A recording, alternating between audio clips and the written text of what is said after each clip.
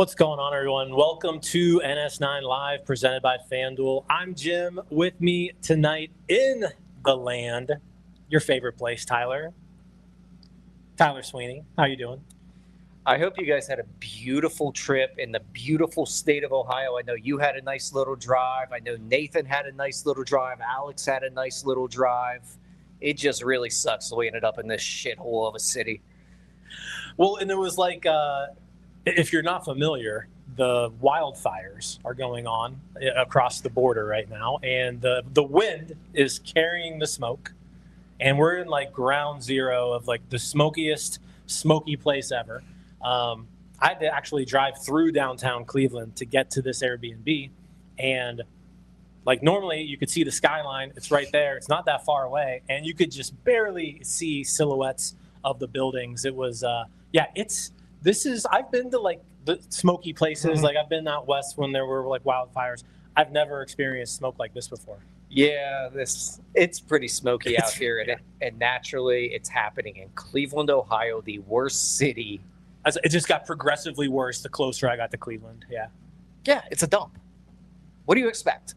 You're in Cleveland, but nothing good is here. But you know who actually I was gonna make fun of him. Yeah.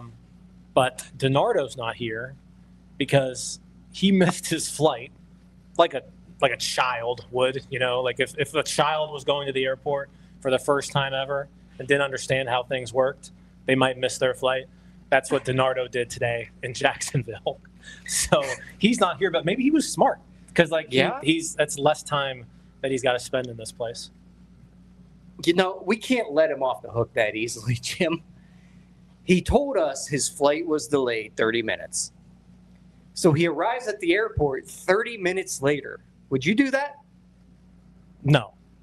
Nathan, just shake your head if you... Nope, he wouldn't do it. Alex, would you do that? Absolutely not. Alex said absolutely not.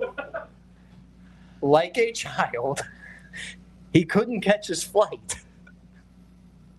Yeah, his excuse was that he got a notification on his app saying that his flight was delayed 30 minutes. So he decided he'd show up 30 minutes late, and then by the time he got to his gate, the plane had already left. Yeah, I guess I missed my flight. He sends us at 1:35 for his 1:40 flight.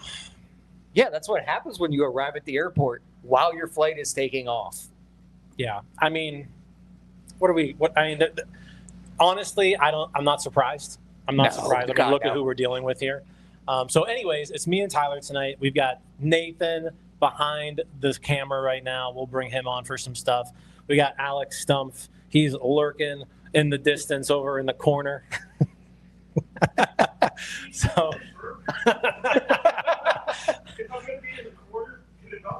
he's lurking in the corner. He's like, who's always lurking around winter meetings? That's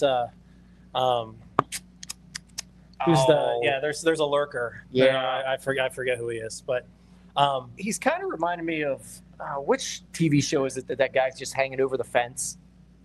Is that Home Improvement? Home Improvement. Yeah, Home Improvement. Yeah. That's what he looks like right Wilson, now. Right? Yeah, that's what he looks like right now. Okay, I don't think you look like that, Alex. But anyways, we're here in Cleveland. We're here all weekend. It's the NS9 road trip. The four of us are here. DiNardo's joining us, so we'll have 5 people here, including Alex. But yeah, it's gonna be a fun time. If you're heading up for the weekend, we've got a meetup spot Saturday before the game at the Whistle Tap Room, so make sure you come out for that. But yeah, we've got a lot to talk about. It's been a while since we've watched some baseball. There was the All-Star game over this week, but 29 teams were represented in that All-Star game. One of them was not, and that was the Pittsburgh Pirates. So we have not seen a Pittsburgh Pirate play baseball since Sunday. And Tyler, I think people are starting to, I don't know if lose their mind is necessarily the right phrase, but that's as close as I can get to it. I think they've gone too long without Bucko baseball, and everyone's losing their mind right now. I woke up today, seemed like a normal day. You put on, you turn on Twitter, you look at Twitter and what's going on there, and all of a sudden, Tyler, I'm just flooded with some of the worst takes I've ever heard in my life. And like typically Like, I mean, there's some really good people who work at 93.7 The Fan.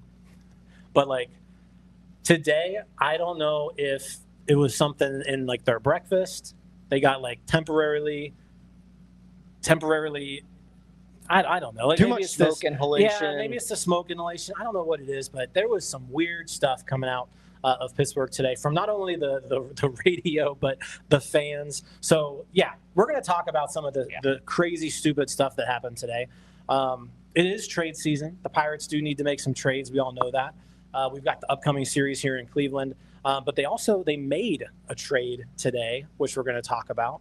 But once we get through all the silly, crazy, stupid, idiotic, just absurd trade talk that was happening today, let's talk about like our actual wish list, some realistic trade targets for you guys, and who the Pirates should be targeting over these next few weeks. Because I mean, they're 3 games over 500. They're 2.5 games out of a wild card spot. Like, they are squarely buyers right now, and they got to do something. They have a clear need, and I think they've got a couple needs that they could address before this deadline. Yeah, for sure. And people are probably going a little bit stir crazy, as you said there. Maybe a dispensary was what caught on fire, and that's what the smoke is running around here. Not sure. Some crazy thoughts, but yeah, the nice thing I think here is that at least the needs, or at least the very important needs, should not be the most expensive things in the world. They should be achievable types of targets. Yeah, and I think that's what I was so caught off guard with today is like the Pirates have some needs, and those needs are fairly cheap, really. Like, unless you want to absolutely shoot for the moon, like if you want to go for Mason Miller, yeah, right. Mason Miller is going to cost you something. But like everyone else who's kind of a realistic target isn't going to cost you all that much. And it's definitely not going to cost you impact major league talent. So like, just to kind of start off with some things that I heard today, Tyler. One, I heard that because the offense is doing better with Jake Mangum, the Pirates should trade Oneil Cruz for bullpen help. And what's the problem? Like, what are we doing here? You're trading a guy who's pacing to be like a 30-30 guy for bullpen help? You're trying to win games at the major league level right now. Don't rob Peter to pay Paul. This is why you have prospects in your system, right? Is for situations like this. You're not trading impact talent off of your major league team to go out and find help for a stretch run. Like, and this is just what. Like, and then there was so much talk of this today. It was confusing. Like, I was so confused. I was like, why is anyone discussing trading from the major league roster for bullpen help? Why are we doing this? People need to look back at the David Bednar trade a little bit. The Yankees didn't give up any major league talent, and the Pirates probably didn't ask for any. But we all agree that return was probably a good bit light. But in all reality, those are the type of deals you're looking for here. Those types of, not your top prospects, maybe your guys in that 4 to 10 range. It'd be great if you could get a David Bednar for what the Pirates received for him. Again, trade was terrible, light, whatever. But you're not giving up Oneil Cruz to get any type of bullpen help. Honestly, you're not giving up Oneil Cruz to get any type of help. I don't give a shit. You're not. No. It's stupid. Let's not. Like, he's one of the impact players on your team where if you're looking to win postseason games, you want Oneil Cruz on your team. Right. I'm not the biggest Oneil Cruz fan in the world. I've said before that I'd be interested in trading him, but right now, absolutely not. Absolutely not. Yeah. You want to maybe revisit this in the offseason just to maybe improve your major league team? I can listen to those conversations. I'm not listening to it while you're 3 games over 500. He's your starting center fielder, and your replacement's Jake Mangum. He's fine. He's not Oneil Cruz. No. Absolutely not. Like, I think people are forgetting how good Oneil Cruz was and like how just meaningful he was to this offense when he was here. And Yeah, I don't understand. I don't understand it at all. Like, there seem to be way too many people who are willing to just throw Oneil Cruz in a deal to bolster the bullpen, and it's just like absolutely not. Another one I heard today was like, if you could, and this was from I think Doran Dickerson earlier today. They were talking like, if you had to trade one person from the major league team, who would it be? And he said Spencer Horwitz. Another one where I'm like, no, like Billy Cook's on the major league team. If you had to trade one player, like trade one of the bad ones. Why would you trade one of your better ones? It's just, these are just absurd takes, I think, from a fan base who, and someone mentioned in the comments here, like, this is a fan base that doesn't know what winning baseball looks like. Right. And I think we're going crazy because it's been 4 days without baseball. And so we're just saying things that make no sense at this point. Right. Because, like I said, some of the things that I heard today, that one was absurd, just absolutely ridiculous. Another person called into the fan suggesting that to fix the bullpen, when Oneil Cruz comes back, they should just make him a pitcher. I don't hate that. So take your 30-30 guy, your freak athlete, and just turn him into a pitcher. Exactly. He's a freak athlete. I mean, Tyler Callahan has a 0 ERA. Why can't Oneil Cruz? Yeah. I think the annoying part, though, here is that you hear some crazy things around the trade deadline. The internet's a wonderful place, but it also spews a lot of stupidity, and that includes myself. I spew a lot of stupidity as well. I'm doing it right now. If anybody knows how to spew stupidity, it's you. Thank you. Thank you. Other than my thoughts about Cleveland, those are absolutely correct. Cleveland sucks. But it's coming from the Pirates flagship here. Like, it's coming from the station that hosts the Pittsburgh Pirates. Come on, guys. Be better. Yeah. I know ratings are fun, but, like, come on. So, like, those are some absurd things I heard today. So, like, I think everybody just needs to get it out of their minds that the Pirates are not trading Oneil Cruz. No. They're not trading Spencer Horwitz. No. They're not converting Oneil Cruz to a pitcher for bullpen help. They are going to be buyers, and they're going to go out there and they're going to find some talent. But this is why you stockpile your system with the prospects that they have. I think Fangraphs a few weeks ago ranked farm systems by surplus value, like top to bottom. And now this was including Connor Griffin. But the Pirates were the number one organization in baseball. So, like, the Pirates have assets in their minor leagues that they can trade for major league talent to help the major league team. Now it's just up to Ben Cherington to identify what targets those are, what needs need filled, and to put together some trade proposals that work, right, for other general managers. And so let's kind of discuss that. I want to talk about just like some realistic trade targets here. Our great Neil, everyone's favorite Neil Lucas, did a trade deadline wish list today. So if you go to northshore9.com, you'll see that article up there. He lists, Tarek Skubal as like his pie in the sky type guy. Naturally. Ernie Clement, another, pie in the sky type guy. We're not even going to really discuss those. I do want to talk about, and someone that he didn't mention, but someone who may be available and is somebody who would be obviously an attractive candidate for the Pirates, and that is Mason Miller from San Diego. So here's the thing with Mason Miller. Obviously, one of the premier arms in baseball. He's a local kid too, so there's that aspect. So he's always going to get a little bit more attention than everybody else. He's going to cost a lot. He's going to cost a lot, Tyler. I don't think you need to include Seth Hernandez in a trade for Mason Miller, but if you're going to make a trade for Mason Miller, it's going to have to include Edward Florentino, I think, plus other people as well. So I guess my question to you is, one, when it comes to the prospects that are in this system, is there anybody who's untouchable?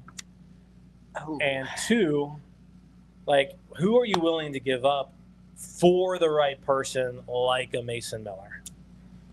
To me, I still think, I don't want to say anybody is untouchable, Hernandez is as close as it gets to untouchable for me. I don't want to give up Seth Hernandez.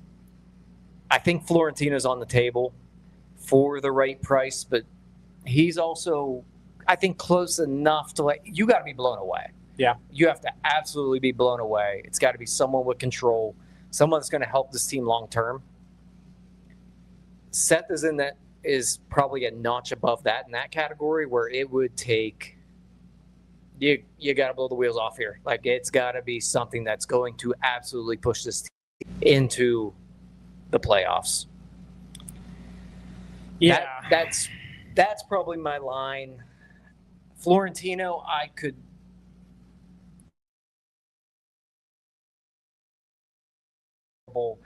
They want Florentino plus, and the plus is not Seth Hernandez.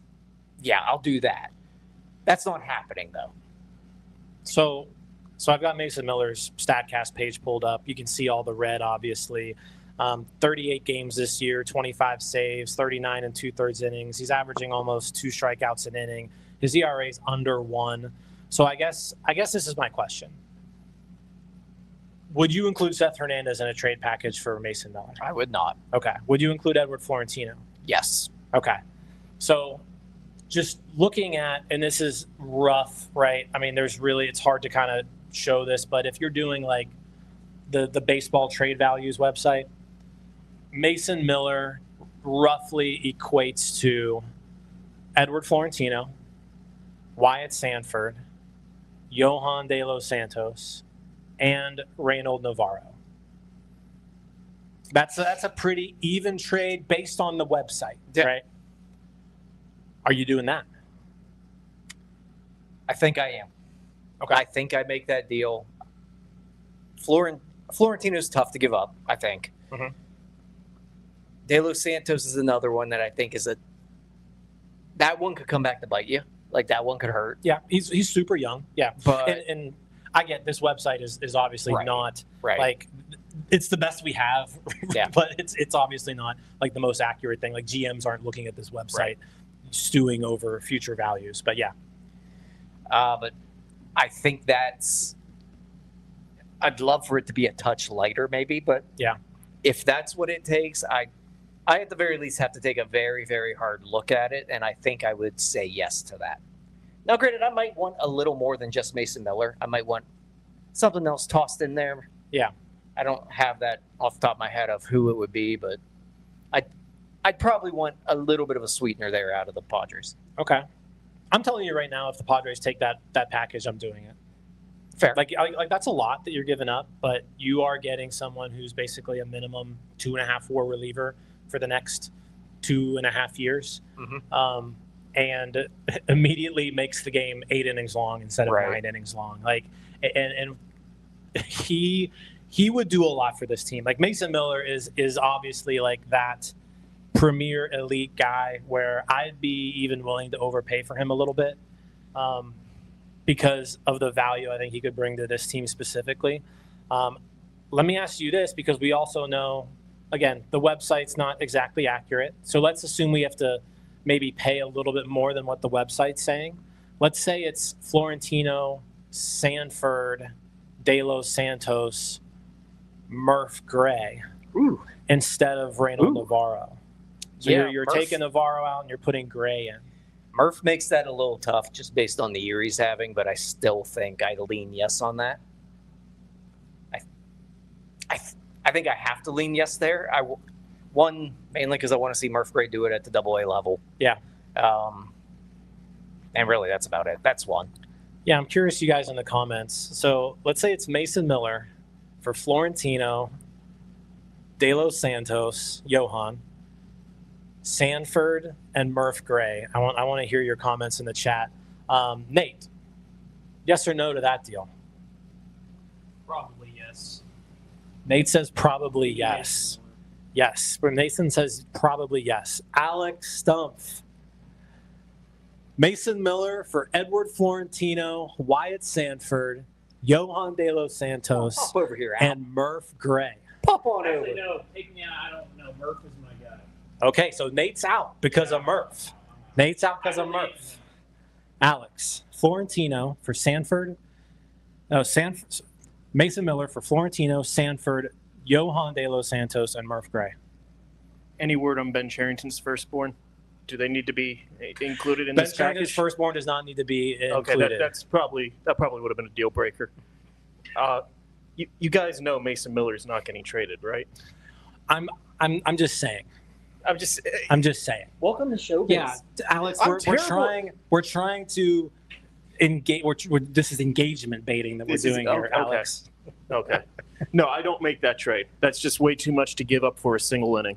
This Okay. bullpen needs more than one arm. They need All right. multiple, and I can't give up the entire farm system, save Seth Hernandez for just a really good ninth inning, Okay. just for the bullpen to blow it in the eighth. So Alex is a no. Alex is a no on the Mason Miller trade. Well, And- this is why we're on the show and not them. And so I'm a yes. I'm a yes on it because also I'm going to throw in a little bit of a twist here. Okay. I'm trading for Mason Miller. If I'm trading for Mason Miller and I'm giving up this much of a package, I'm using him as my closer down the stretch run over the offseason, Tyler. Mm-hmm. I'm seeing if I can turn him into a starting pitcher. Let's do it. He was a starting Okay. pitcher in the minors. He was a stud. He was a starter when he got called up. The stuff was good. He's got a 3-pitch mix. They're all nasty. Give me 2 years of starter Mason Miller and see what can happen. Yeah, and watch that elbow blow up. Well, he won't throw 103 as a starter. He'll throw like 98. He could be the next Miz. He could be. Could be. All right. No, I'm with Alex. I don't think Mason Miller's getting traded Probably not. because it would take a crazy package. And I think that package that we're talking about is like what it would take. Like it would take something like that. I mean, it's not quite what they gave up to get him. It's not that far off. I think your package is that. Yeah. If it's any closer. Okay, there you go. Alex agrees with my package. That's fine, that's fine. Thank you. Thank you, Alex. Thank you so much, Alex. All right.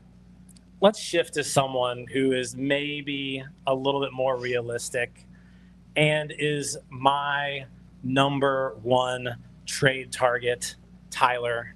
And this is my white whale. If I could say, you know what? You get to pick one guy.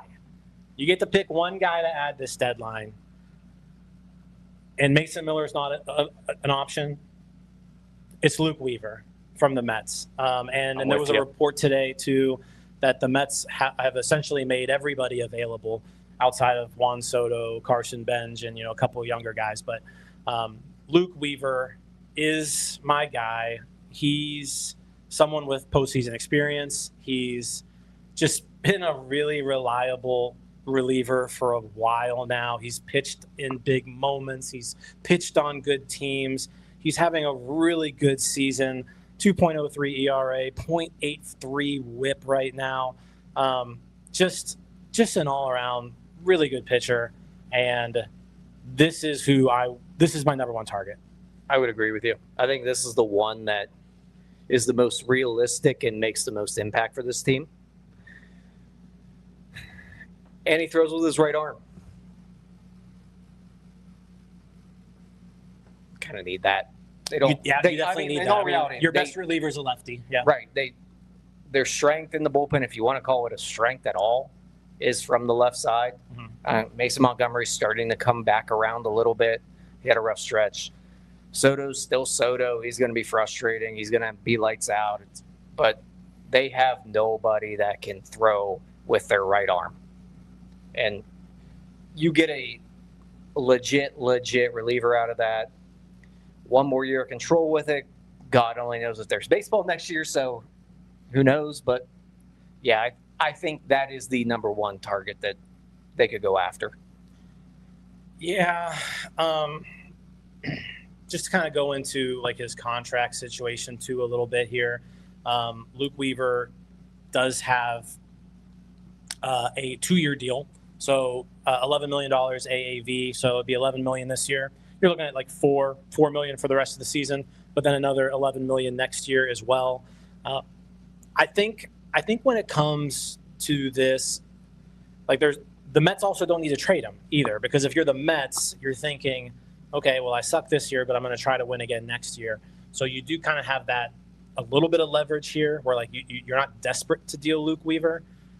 But I think for the right package, you can get the Mets to move Luke Weaver. And I think he's going to be the number one target that a lot of there's a lot of teams out there that are going to need bullpen help. And he's probably the top guy available. Like realistically, if you don't think Mason Miller's getting traded, then like Luke Weaver's the next best reliever available, because like Chapman's also probably not going anywhere with the Red Sox doing what they're doing. And again, right arm. But what, I guess it comes down to what you're giving up for him. I'm still curious what the impending lockout might do for these guys with 1 year left on their deal. Probably not much, but we'll see.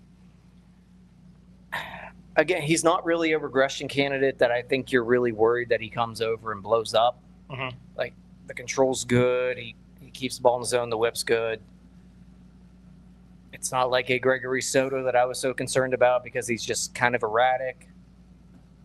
You shore up the 8th and 9th inning with a guy like Weaver, because then you can slide Soto more into that 8th inning spot. It does a lot for the team. That problem is going to be the price is going to get driven up because he's going to be in demand. Yeah. I'm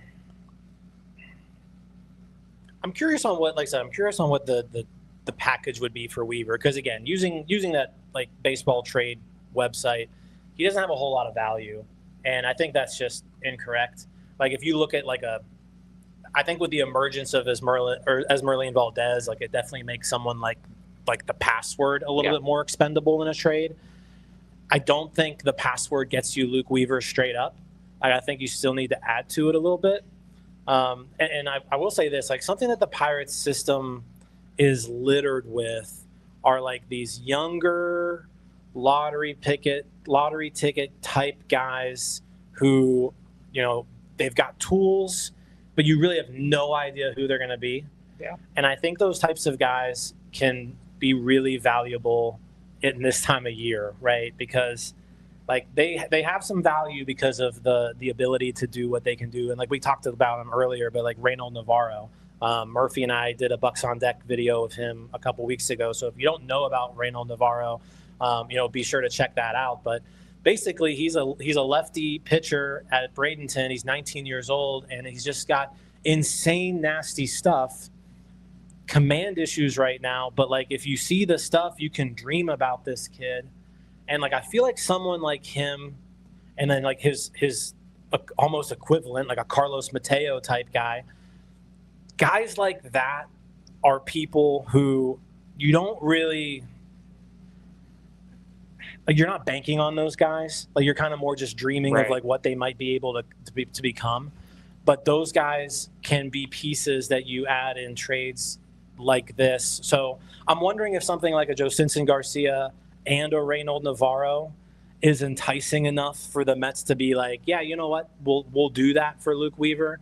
And then while you're talking to the Mets too, go look at Brooks Raley as well, from the left side. Yeah, I mean, if you can have that's kind of why the Mets are kind of enticing here, is because you can get a few pieces out of it with maybe a Brooks Raley. I wish I had a good answer here, Jim, but it comes down to what teams think about the Pirates farm system. Yeah. And like you meant, go all the way back about 10 years ago to Tony Watson for Oneil Cruz. That's that lottery ticket that you might be giving up, but I think that's where the Pirates need another team to really be enticed by some of these lower level lottery ticket type guys to go get not just a Luke Weaver, but some of the other guys we're going to talk about as well. That's probably more where that comes into play. In regard to the password, I think he is my first guy I'm looking to move. If anybody is interested in him and I can get help for him, I'm moving him. He's the first one out. Yeah, I feel like with Cruz, with Reynolds, with O'Hearn locked up another year, with Valdez doing what he's doing, the password kind of just becomes he becomes that guy too that teams like in these situations Yeah. where it's like he's like kind of major league ready, not a top prospect, but I mean he's a top 200 prospect in baseball. Yeah. He's got some value, and you've seen the Pirates all the time be like, we'd like some major league ready bats, right? Yeah. Well, like Josinton Garcia is that guy. That's the Pirates version of this right now. So yeah, I'm curious to see if he gets dealt. He's not a product of this system either. Right. So you always kind of look at that as in, the Pirates didn't really spend a ton of time developing this guy. They kind of got him last off season. They've had him for a few months, so maybe they're not necessarily as tied to him as they are some other folks. But yeah, I think the password could certainly be a chip in these, and I think Reynolds Navarro is another like chip that you can use here to essentially say, hey, you know what? Here's this dude with nasty stuff. He's really far away, but he'd be fun, right? Yeah. Like he's a fun guy to have in your system. So here you go. I've got Brooks Raley's StatCast page up right now, and yeah, like him and Weaver from the Mets. If you're able to get those two guys, I mean you just got two relievers with like hovering around a 2-ish ERA, one right-handed, one left-handed. Now all of a sudden you feel pretty comfortable with like a Weaver, Raley, Soto, like set up closer roles, and then you add maybe one more middle relief on, and then all of a sudden your bullpen's not looking all that bad. In this hypothetical, if they were to be able to get Raley and Weaver, they're a playoff team. Plain and simple. I don't think there's a question. What if the Mets ask for Carmen Mlodzinski? Ooh. He's a guy that I would. Nate's over there Nate's behind the camera waving goodbye to Carmen Mlodzinski. Nate would drop him off at Citi You know Field. what? I'd ride shotgun with you, Nate. I will gladly get rid of Carmen Mlodzinski. On the flip side of that, they still need relievers here. You still need But if you're going to use Carmen like this, you could just go out there and get a reliever that you're going to use like a reliever. You could, right? You could, and I mean, yeah. If in this hypothetical world, if you're able to flip Carmen Mlodzinski for some actual relief help, where you're going to treat them like actual relief pitchers, I'm riding shotgun with you, Nate. I feel right now. Me too. Get me the hell out of Cleveland. So let's say Carmen Mlodzinski. I mean, honestly, like a Carmen Mlodzinski for Luke Weaver trade is probably pretty even. You may even be overpaying a little bit. You might be overpaying with the team control that Mlodzinski has. And I mean, if the Mets want to make him a starter, like you get a number 5 there. That's not the Mets terrible. need pitching. Yeah, he's not. He's a fine number 5. Fine-ish. Yeah, you're talking me into this. Carmen Mlodzinski to the Mets for Brooks Raley and Luke Weaver. Done. If you need to add something to it. Done. Call me Uber. Yeah, I actually don't hate that at all. I don't think they're doing that, Jim. You don't think so? I do not think they're doing that. Alex. Carmen Mlodzinski. Would the Pirates trade Carmen Mlodzinski for in a Luke Weaver Brooks Raley package to the Mets? I would personally make that trade. I would too. Yeah, I would too. Do you think the Pirates have any interest in trading him? Maybe they should speak to Carmen's agency and his people. Speak to his family and his agent? Yeah. Okay. We'll have to do that. Are the Mets making that trade? Luke Weaver for Carmen Mlodzinski. Let's throw out Raley. Carmen Mlodzinski for Weaver. I think that's a fairly fair trade. I mean, Mlodzinski is someone that if you are the Mets, you can slot in as the number 4 or 5 pretty easily. And yeah, I see the appeal on both sides in that trade. So you were on the Fan earlier today, one of the sane people talking on that station today. You listed Luke Weaver, I believe, as like your best possible trade target, right? Yeah. Let me ask you this, because something that it's been mentioned a few times. Do the Pirates need a starter? I kind of think they do. Like, this is you don't know what quality you're going to get out of Mitch Keller down the stretch. Mm-hmm. Bubba Chandler, I think he's really turned a corner. with his mechanics. I think he's heading the right way, but he's also a rookie. You don't know what type of quality you're going to get there. With Jared Jones and Braxton Ashcraft, I don't know how much quantity you can get there. So, like, you're in a spot that you do have to explore the starter market, I feel. Like, maybe you don't have to swing for the fences, but, like, I'm kind of Jeffrey Springs pilled right now. Like, I am – look, I'm just saying, on the road, he has the same ex-WOBA and, like, the exact same peripherals as Foster Griffin of the Nationals. Everyone would be really cool if they got Foster Griffin. I'm offering Timu Foster Griffin. I don't know. Do you see these numbers? Oh, they are horrendous. Let me. Timu. I get that. I get Timu. that. Definitely. I mean, definitely the Timu version. You mentioned the splits, right? Yeah. On the road. I mean, it's a 304 ex-WOBA on the road. They're exact same as still- Foster Griffin. I like the way the four-seam lane, where it goes. Just have him lean into the cutter. Bam, you got 2026 J.A. Happ.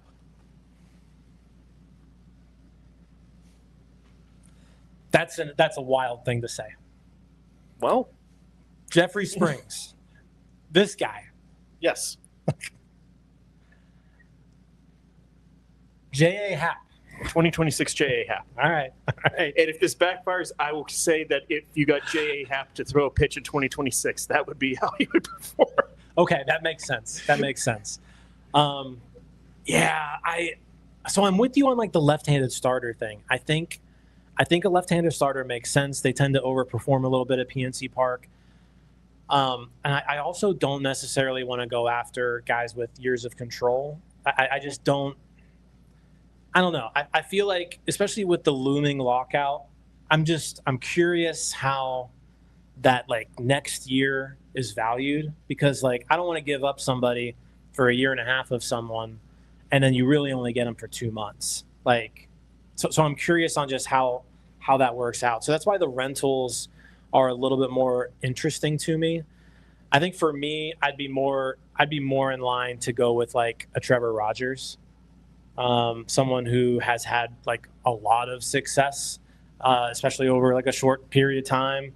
But like that's kind of, I think, the route I would go. Jeffrey Springs just doesn't really do it for me. Doesn't move the needle. My thoughts is twofold. I guess threefold. One, I really don't want to trade off the major league roster, at this deadline. Two, So no Oneil Cruz trade. No Oneil Cruz Okay. for a reliever trade. Or no. Spencer Horwitz. Or Spencer Horwitz Okay. for Oneil Cruz. Wouldn't make that trade. Okay. Two, the farm system's in kind of like this weird spot right now where it's not exactly that great right now. Like, they've graduated a lot of their top prospects. Mm-hmm. So I don't know how much you actually want to deal. And that's kind of why I'm on board with Springs. It's like, here's someone who's not going to cost a lot, in terms of dollars. He's not going to cost a lot in terms of prospect acquisition. And if you can make this a 6-man rotation down the stretch, or at least have some depth, I'm kind of on board with it. It doesn't have to be him, but like that's just kind of the ilk of starting pitcher I'm wanting to go here. I don't want to give up any prospect that's going to get in the way of acquiring a relief pitcher. Okay. All right. I mean, definitely an interesting conversation to have. Tyler, how about you? Lefty pitcher, starting pitcher. Are you looking for a starter this deadline? Thank you, Alex. You're welcome. Thank you. I'll be on call. All right. I mean, I'm not opposed to looking at a lefty starter here. I think what Alex said about the quantity of Bubba Chandler, Braxton Ashcraft, Jared Jones, that does raise some concerns. It would be great to get a lefty arm in this rotation. I mean, we see what the Phillies do to the Pirates. They just kill this rotation. I know I told Alex before the show when he mentioned Jeffrey Springs and that he was Jeffrey Springs pilled. I said, I don't hate that. Alex, I hate that. I'm sorry. I dug a little deeper here, reminded myself who Jeffrey Springs was, and yeah, he sucks. Granted, it's basically just been a bad June and July.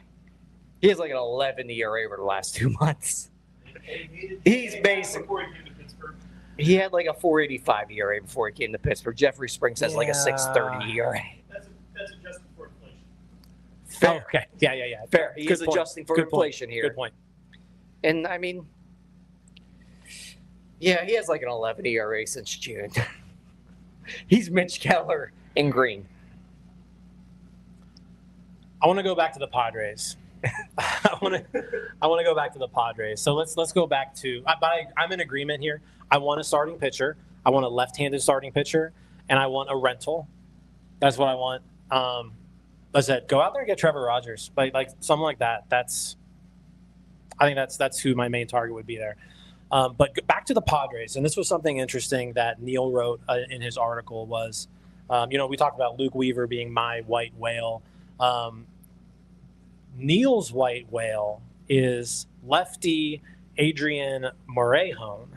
So, Adrian Morejon, again, a rental. This is his last year before free agency, having a strong year, lefty reliever. What are your thoughts on Morejon? Because this is the trade that Neil puts in here is Morejon, and then Matt Waldron, throwing him in there. And Waldron's kind of just your typical, righty guy. I think he actually throws a knuckleball, if I remember correctly. The last time I looked at Matt Waldron, yeah, he throws a knuckleball.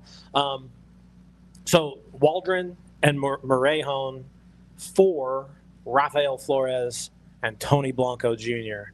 That was his hypothetical trade package. And yeah, I mean, just like looking at Morejon, would probably instantly become, if not your best pitcher, your second best pitcher. Probably your best pitcher, though, because, I'll just go ahead and bring him up here. You look at all that red on his StatCast page. He's having a really, really good season. Can pitch multiple innings if you need him to. He's already at 50 innings, 3.42 ERA, 58 strikeouts in 50 innings, 1.1 whip. You look at the splits, too, and he gets right-handed hitters out. He gets left-handed hitters out. Just like a really good lefty bullpen arm. He improves the bullpen for sure. I would not complain whatsoever. He'd be a great addition to this team. I prefer Luke Weaver, obviously. Mm-hmm. But I don't think those things are mutually exclusive. I think you should be able to get both of them. Is he the top of the list of guys to go acquire? Probably not for me, but if they got him, I would not complain whatsoever about it. It's one of those, I care about what arm you throw with just because I need you to be able to get righties out, but yeah. If you're a really good lefty, I'm not going to say no to you. Right. They need help in any way possible. Yeah, if you're able to land both, let's say you can go out there and you get Weaver and Morejon, and just go ahead out and get another righty pitcher out there somewhere. That's pretty attractive. Yeah. Zach wonders if San Diego will be selling, and I guess that's just going to take some time to figure out what they're going to do there. Just toss him in that Mason Miller trade. Let's call it a day. Yeah, right now the Padres are 48-48. They're right at 500. Fangraphs has their playoff odds at 12%. So they're probably not selling yet. Right. But, a rough stretch, and they're probably squarely in that seller's field. So, yeah, just another name to keep an eye on there. Morejon. Yeah, and he's a free agent after this year, isn't he? He is a free agent, so it'd be a rental, yeah. Yeah, so you got a rental out of it. That might make him a little more attractive because, like you mentioned, I think I'm with you where I'd maybe rather go after these rentals just because of the looming lockout, or God only knows what could happen here. Yeah, happy.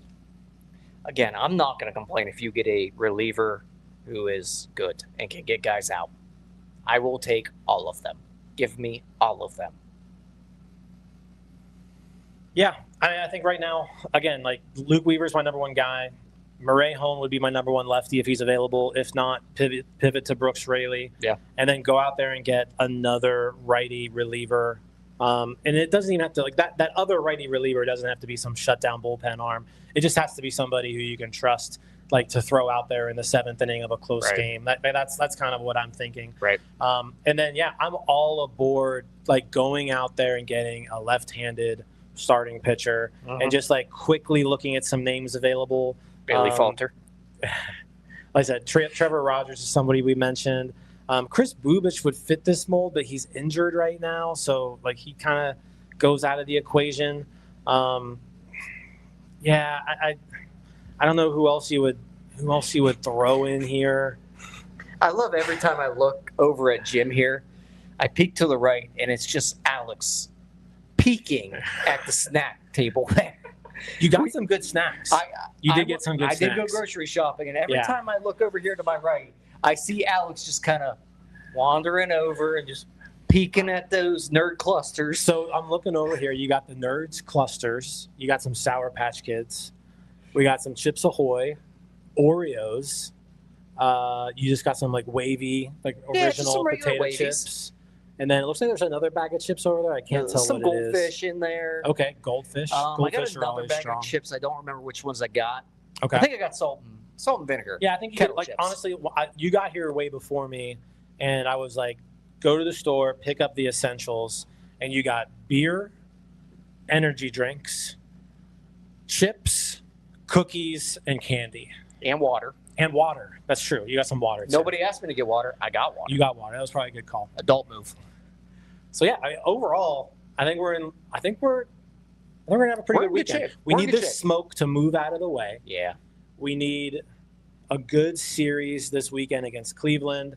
Just to kind of line up what it looks like here. Jared Jones pitching tomorrow. Braxton Ashcraft on.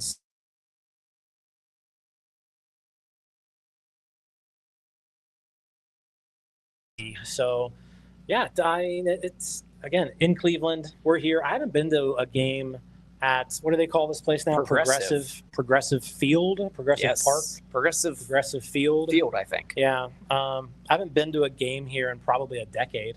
It's been a while. Yeah, it's been a while for me as well. So looking forward to that. And yeah, if you're in town, 11 a.m., Whistle Tap Room. It's a block outside the ballpark. Come see us.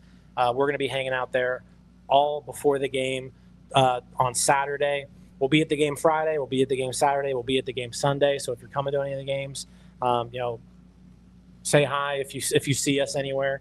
But yeah, I'm looking forward to this weekend. It's a big weekend for the Pirates. If they can start off this road trip by taking this series, now you're looking at 4 games over 500 heading into New York, and at that point you just go 1-2 in New York. You go 500 this road trip, and you're going home 3 games over 500, and you're feeling pretty good about yourself. Yeah, this is a big one coming out of the break.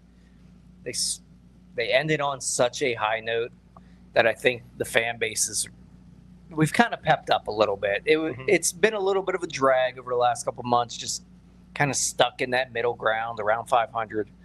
Getting 3 games above 500 at the All-Star breaks. I mean, we're talking about trading Oneil Cruz now for bullpen help. People are going wild. Just insane stuff. If you can get 2 here, yeah, like you said, just getting through these 6 games where you started would help a good bit. The Pirates did make a trade today. By the way, they did. They acquired minor leaguer Robert Hassell III from the Washington Nationals for cash considerations or a player to be named later. Tyler, Robert Hassell was a stud back in the 2020 draft. He was the number 1 high school pick taken in that draft, I believe. Top high school talent. Was a super interesting toolsy guy for a couple of years in the minors. He was a part of the Juan Soto trade. The Padres traded him to the Nationals for Soto back in, I think, 2022. And essentially just never really progressed at all. He kind of peaked in like high A ball. Once he reached AA and AAA, it just never really came together for him. Last year in AAA, he 76 games. He did have a decent season last year in AAA, but then he played 70 games in the majors this year, and it was just god awful. Struck out 30% of the time, walked 4% of the time, a 58 weighted runs created plus, negative .5 WAR, and then his time in AAA this year has been really bad. Also, the Nationals DFA'd him. He didn't even get claimed, which is kind of crazy because he's got 2 options. So he clears waivers. The Nationals outright him to AAA, and then the Pirates trade him. So he's not on the 40-man. If they add him to the 40-man later on, he does have options remaining. This is a guy where there was once something. There's probably not anything anymore, but I think also what you're seeing is, you mentioned it, and Alex mentioned it, that this team has graduated a lot of its talent. Yeah. A lot of those guys who were in Indianapolis are here now. Indianapolis just needs some players. Yeah. And I really think, I'm not looking at this trade as something like, oh, well, maybe they can, maybe they can get something out of Robert Hassell III. I don't think that's possible anymore. If it is, cool, but I'm not expecting it. At this point, I'm looking at him as a guy to play for the Indianapolis Indians. That's a good way to put it, but the other way to put it is that Ben Cherington is collecting all of the 2020 draft Infinity Stones. Let's go down the list here. We got Nick Gonzalez, obviously. Robert Hassell, add him to the list. Keep it going, Nick York. Kyle Nicholas is in this mix. Carmen Majinski was a second-round pick. Alika Williams was in this draft. I think there's a good bit more in here as you go down the list, but yeah he is. He's collecting his fellas that were in his first draft as a Pirates GM. 3 2020 first-round picks. Yeah. And Nick Gonzalez is probably the best of the bunch. Nick Gonzalez might be the best. Well, definitely the Nick best Gonzalez of the is bunch. the second best player in that top 10. One of the better players in that draft. Yeah. Now he just needs to go out there and needs to get Reed Detmers and Bobby Miller. Yeah, exactly. At the very least, Reed Detmers. Yeah, Detmers, Miller. Yeah, Angels, stop being stupid. Trade them. Yeah, just collect for cheap. Yeah, collect Louisville pitchers. Please. All Nathan, right. you want to take over? All right. What's tomorrow's game look like on FanDuel? The Pirates are plus 106. Oh, Jacob Gonzalez was in that. No, Jacob Gonzalez was 2023. Yes. All right. But the Pirates are plus 106 with Jared Jones on the mound tomorrow. Guardians minus 124. Give me that plus 106 all day, Plus baby. money with Jared Jones. We're in Ohio where I can gamble freely, use all my regular apps. I'm at home, except I'm in Cleveland. This place sucks. No, all I heard there was you're in Cleveland and you're at home. Nope, never So- said I'm in Cleveland, I'm at home. I said I'm in Ohio, I'm at home. All right, guys. You got anything else to add? Go Bucks. Post-game show tomorrow. Offbeat tomorrow. We'll have in-person post-game shows all weekend long for you while we're here. Alex is here. You have a Nathan's thought here, here. Alex. DiNardo's on a plane somewhere, probably I'm getting over breaking news. West Virginia, Ohio. Yes, Alex. Alex. I've got a quick take here. Okay. About Robert Hassell III. Oh, yeah. Ooh. Let's do it. Remember how all last year we had to hear that you trade Paul Skeens? That's what smart teams do. I mean, the Nationals got Robert Hassell III for Juan Soto.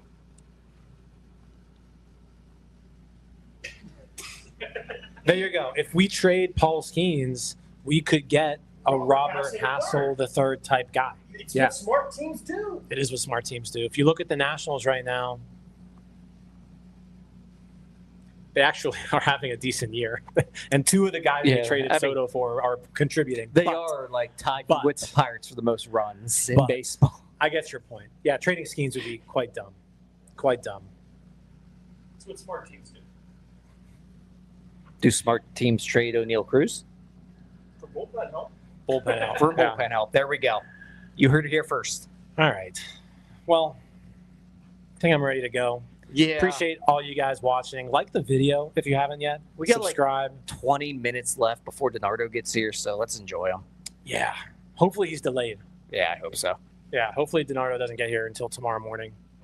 Actually, I hope it gets delayed coming out of here, because I would love for him to get stuck in Cleveland and realize how much of a shithole this is.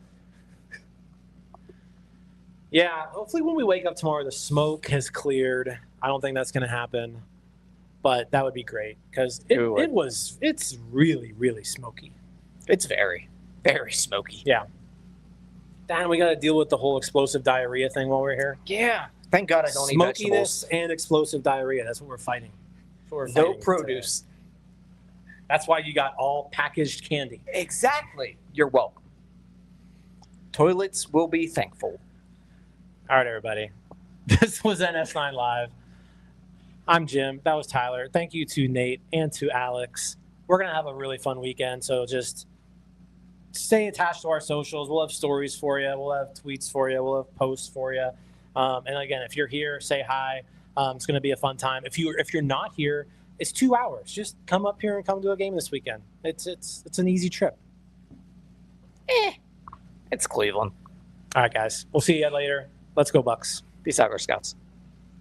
All right, that wraps up this episode of North Shore 9. Thanks so much for tuning in. Whether you're listening on the podcast or catching us on YouTube, if you enjoyed the show, please give this video a thumbs up and don't forget to hit that subscribe button if you haven't already. It really helps us grow. And if you're listening on the podcast, a quick review goes a long way in helping others find the show. Plus, be sure to tell a friend about us. There's always room for more here in the NS9 community. And for those looking to support us a little more, consider joining our Patreon, become an MVP member, and get exclusive perks while helping us continue to bring you more of the Pirates content you love. Thanks again for all your support, and let's go Bucks.